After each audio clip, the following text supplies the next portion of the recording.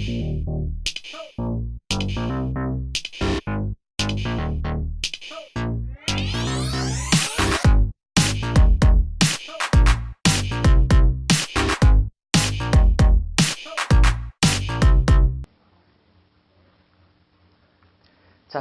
제가 서두에 큰 세 가지 변화를 말씀을 드릴 거다. 첫 번째, 제 직업, 진로 환경의 변화를 말씀을 드렸고요. 두 번째는 교육 과정의 변화.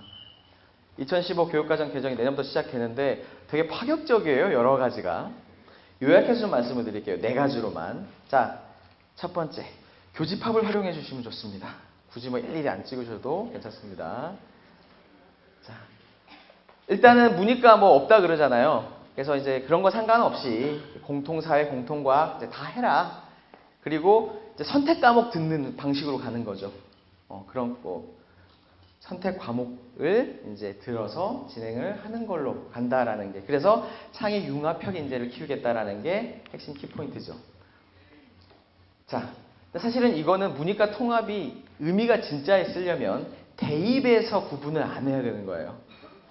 교육 과정에서만 그런 건 이미 지난 교육 과정에서도 명시적으로 문이과를 나눠졌지는 않았어요. 대입에서 어떻게 반영을 할 거냐의 문제고, 그거는 곧 7월 달에 지금 발표가 되게 돼 있습니다. 2021학년, 즉 지금 중3 아이들부터 해당이 되는데 정말 급격한 변화를 이제 맞이를 해야 될 겁니다. 불쌍하죠, 우리 아이들. 자, 그 다음이 두 번째입니다. 자유학기제. 지금 초등학생 학부모님도 계시고 지금 중1도 계실 텐데, 자유학기제를 그렇게 얘기를 많이 하죠. 도대체 이게 뭐 하는 자유학기제인가? 자유학기제가 뭐 하는 거예요? 진로 탐색하라고 하는 거죠. 그냥 심플해요. 자유학기제 이꼴 진로 탐색해라. 이렇게 강조하는 이유가 뭘까요? 중요하니까. 왜 중요한지에 대해서는 입시랑 연결해서 제가 좀 이따 말씀을 한번 드려볼 거예요. 이 진로라는 포인트가 얼마나 이제는 정말 중요한지.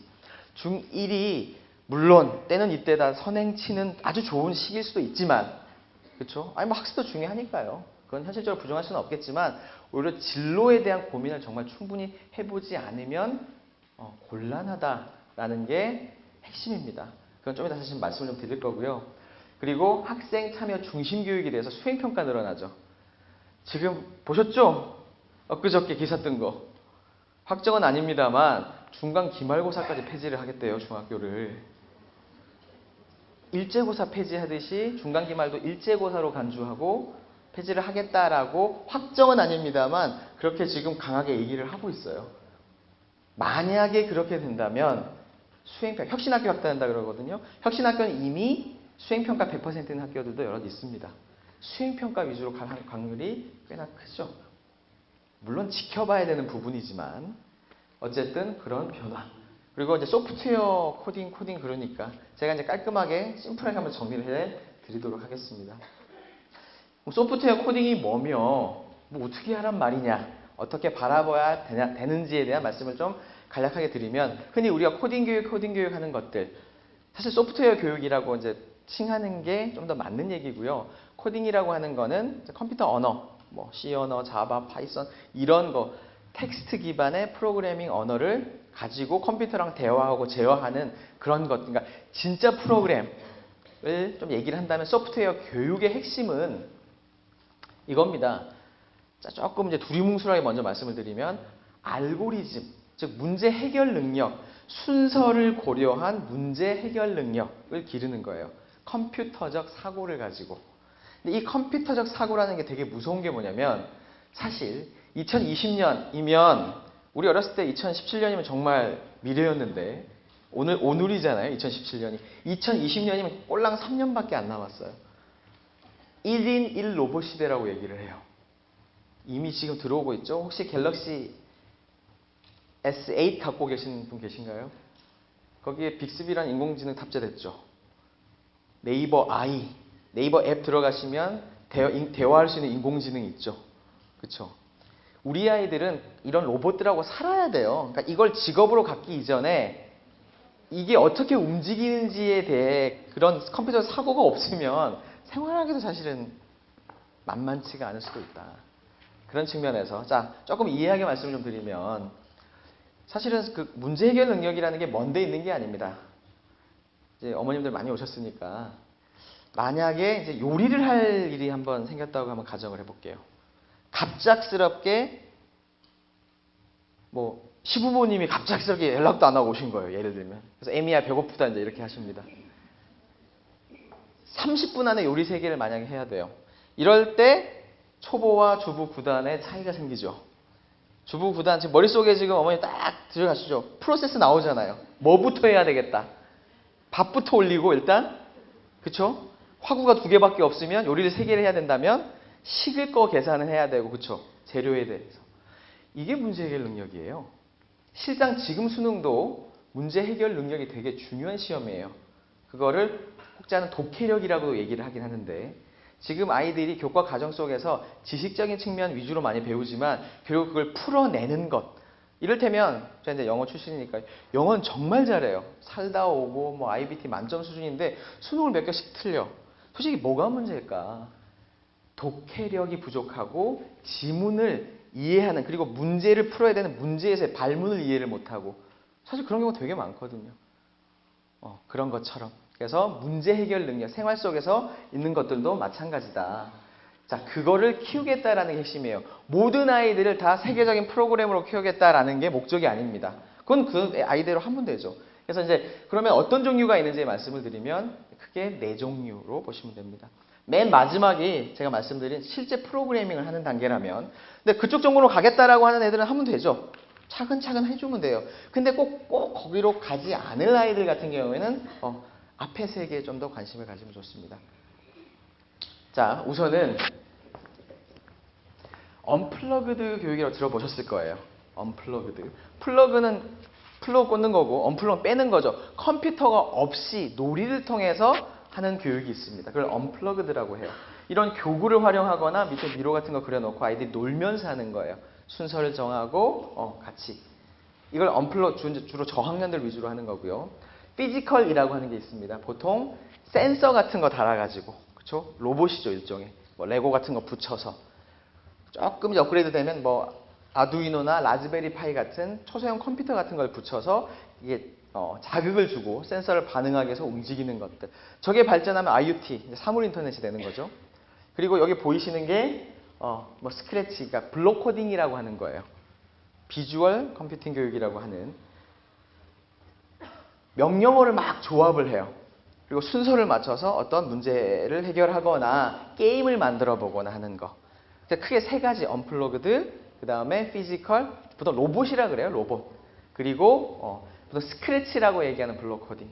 이렇게 크게 3가지로 나눌 수 있고 뭘 해야 돼요? 그게 중요한 게 아니에요. 이걸 통해서 뭘 할 건지예요. 그러니까 아이들이 기본적으로 언플러그드나 피지컬은 재미있어 하죠. 그쵸? 그러니까 놀이를 통해서 하고 좀 더 관심이 있으면 차근히 한 번씩 경험해 보는 게 중요해요. 그래서 오늘은 경험에 대한 말씀을 좀 많이 드릴 텐데 뭘 해야 되겠다 어머니들이 결정하지 마시고 한번 이런 것들을 한 번씩 경험해 보시게 하는 거죠. 그리고 애들이 재밌어 하면 그거를 조금 더 진행할 수가 있는 것들입니다. 자, 사이트를 제가 이제 소개시켜 드릴 텐데 이 부분 제가 무료 사이트거든요. 되게 유용한. 이건 제가 교집합에다가 올려놨습니다 이미. 사진 찍으시면 사실 옆에 있는 분들이 약간 방해가 될 수가 있습니다. 네, 그래서 조금은 자 CS 언플러그드라는 사이트인데요. 이제 이거는 제가 말씀을 드리고 이거 code.org라는 사이트 정말 좋은 사이트입니다. 미국 사이트인데요. 마크 주커버그, 빌 게이츠까지 이렇게 참여해서 돈도 좀 내주고 하는 소프트웨어 교육 사이트예요. 정말 잘 돼 있어요. 한글 버전도 지원을 합니다. 그렇죠? 영어만 되는 게 아니라 걱정하셨죠? 한글도 되고요. 이거는 어머니들, 교육하시는 분들도 들어가서 보실 수가 있어요. 그렇죠? 그리고 마인크래프트, 겨울왕국, 스타워즈 같은 그런 캐릭터들을 가지고 애들이 놀면서 할 수 있는 그런 것들도 돼 있어요. 참 유용하고요. 참고해 보시면 좋고 뭐 잘 아시죠? 스크래치나 뭐 네이버 엔트리 같은 경우에도 다 무료로 들어가서 경험해 볼 수 있는 사이트들입니다. 좀 정리를 해보겠습니다. 소프트웨어 코딩 교육은 말씀드렸듯이 결과적으로 중요한 거는 이 자체가 중요하다기보다는 이걸 통해서 아이들이 문제 해결 능력을 키워보자. 그리고 이렇게 인공지능 센서 뭐 여러 가지 프로그램들을 경험해보고 그렇죠? 그리고 그러면서 나는 이쪽에 맞는 것 같아 라고 꿈을 키울 수 있게끔 하는 그런 과정으로 보시면 되고, 프로그래머가 되겠다라고 하는 아이들은 뭐 당연히 이런 과정들을 거쳐서 성장을 하게 되겠죠. 근데 그렇지 않은 아이들까지 너무 스트레스를 주실 필요는 없다. 초등학교 아이들은 놀면서 이런 게 있구나라고 익숙해지는 것. 그리고 제가 맨 마지막에 메이킹 교육이라고 했는데, 요즘 메이커라는 얘기가 되게 많이 있습니다. 그런 책들도 나오고 있고요. 얼마나 중요한, 이게 뭐냐면 체험이에요, 체험. 제가 오늘 드릴 말씀의 핵심 키포인트가 체험이거든요. 결국은 진로 체험. 그리고 진로 체험 어떻게 해야 되는지에 대한 여러 가지 팁을 많이 좀 드릴 겁니다. 왜냐면 시대가 너무 많이 달라졌어요. 예전에 그냥 어른들이 얘기하는 것만 듣고, 그래 내가 지금 힘들건 어렵지만 열심히 공부해서 나중에, 이게 아니라 이제는 아이들이 보고 듣고 자극받을 수 있는 그런 거리들이 주변에 널렸거든요. 제가 좀 이따 한번 더 보여드리면 여러 가지 그런 생각을 충분히 동의를 많이 하실 겁니다. 자, 제가 방금까지 두 번째 변화를 말씀을 드렸어요. 직업 환경의 변화, 두 번째 개정 교육 과정을 통한 교육 과정의 변화. 또 중요하죠. 세 번째 입시 제도의 변화. 자, 76.2%라고 되어 있는 거는 2019학년도, 즉 지금 고2 아이들이 대학을 갈 때 수시 비중입니다. 매우 높죠. 4명 중에 3명 이상이 이제는 수시로 대학을 가야 되는데, 그 수시 안에서의 내용이 상위권 대학, 그럼 절대적으로 학생부 종합전형이 비중이 높죠.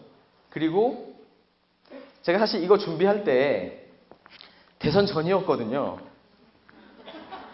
그래서 이거 도대체 어떻게 될까. 물론 뭐 예측은 하긴 했지만 혹시 또 모르잖아요. 그래서 되게 이거 근데 이제 명확해졌죠. 아예 대놓고 수능은 축소하고 학종은 확대하겠다는 기조입니다. 지금 정책이. 학생부 종합전형이 뭐 이미 대세지만 더 큰 대세를 이룰 수밖에 없다라는 거고, 학생부 종합전형이 뭐냐? 혹시 이제 모르시는 어머님들 계실 수 있으니까 제가 설명해 드리면 그냥 심플해요. 야, 너 내신 점수 어때? 일단 물어보고요. 너 꿈이 뭐야? 네 진로 목표가 뭐야? 그리고 이제까지 그 진로를, 목표를 이루기 위해서 무엇을 해왔고 앞으로 어떻게 할 거야를 학교생활 기록부와 자기소개서에 잘 표현하고 면접으로 증명해내는 과정이 학생부 종합전형이에요. 다시 말해서 진로 목표가 없으면 학종 준비가 어렵죠.